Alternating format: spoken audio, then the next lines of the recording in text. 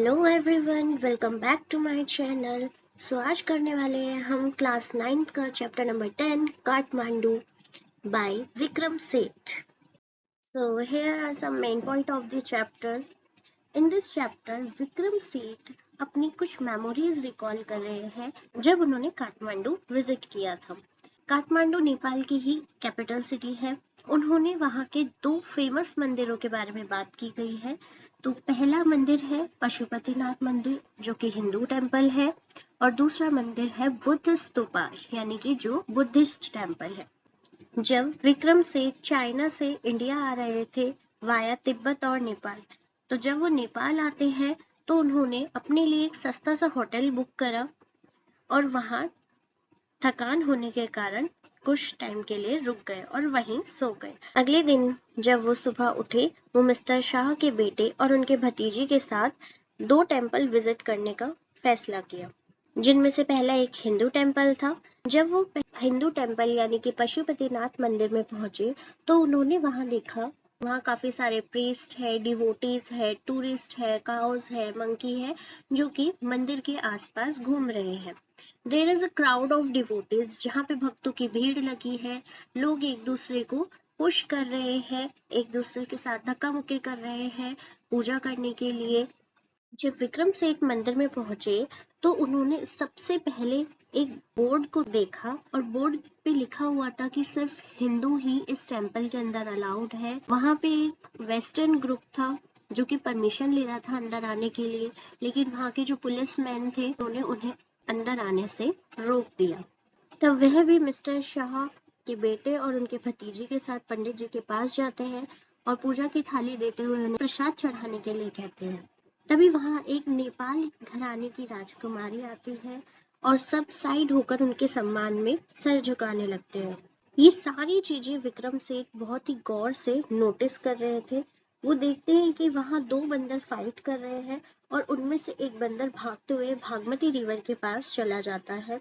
वो देखते हैं कि वहां पे रिवर के पास एक कॉर्प्स जल रही है, दूसरी तरफ काफी सारी धोबिनें कपड़े धो रही हैं, कुछ बच्चे वहां उसी नदी में खेल रहे हैं, पुजारी ऊपर से पुराने फूल पत्तियां साफ कर रहे हैं। तभी उनकी नजर नदी के पास एक मूर्ति पर पड़ती है जो कि आधी जमीन में होती है और आधी बाहर निकली हुई होती है। लोगों का ऐसा मानना था कि जब ये देवी की मूर्ति पूरी तरीके से बाहर आ जाएगी तब धरती पर से कलयुग खत्म हो जाएगा। जो कलयुग की बुराई है, जो कलयुग है, वो खत्म हो जाएगा।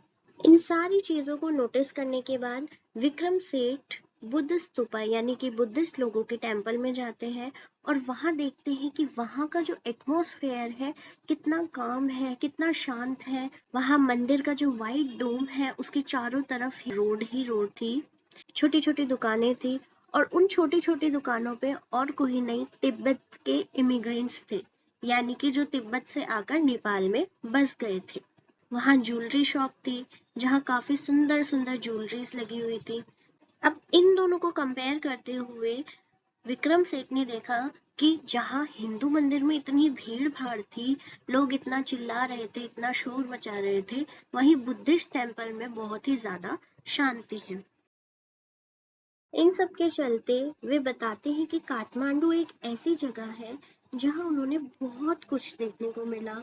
लोग अपनी दुकानें लगा के बैठे हुए हैं, वहां धर्म की भी सारी चीजें हो रही है, वहां एक शोर सुनाई देता है, फ्रूट सेलर्स अपने फ्रूट बेच रहे हैं, सब्जी वाले अपने सब्जियां बेच रहे हैं। इसके बाद जब वो वापस आने की सोचते हैं तो वे सोचते हैं कि उन्हें घूमना भी है, तो वो अपने मन में एक प्लान बनाते हैं कि वो पटना से गंगा जाएंगे और फिर वहां से बनारस, वहां से यमुना, देन आगरा होते हुए वे दिल्ली पहुंचेंगे।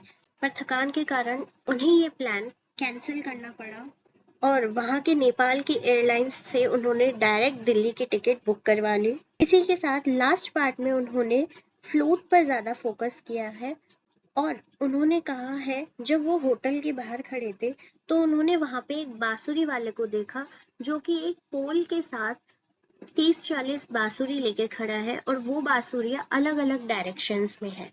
जैसे कि उन्होंने अपने माइंड में एक एनिमल का चित्र बनाया कि आपने देखा होगा कि एक एनिमल होता है जिसके काफी सारे कांटे लगे हुए होते हैं, तो सेम ऐसी ही वे बांसुरियां लग रही थी, और जब बांसुरी वाला उस बांसुरी को बजा रहा था तो इतनी ब्यूटीफुल मेलोडियस साउंड प्रोड्यूस हो रही थी जिससे कि विक्रम सेठ उसी में खो गए और उसी को सुनते रह गए।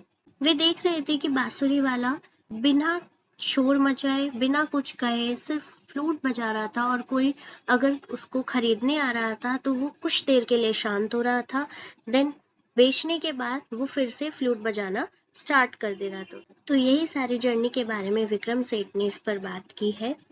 इस स्टोरी का एंड इस तरीके से नहीं है, ये एक छोटा सा पार्ट लिया गया है। आई होप आपको ये स्टोरी पसंद आई होगी, तो प्लीज चैनल को लाइक करें, शेयर करें एंड सब्सक्राइब करें।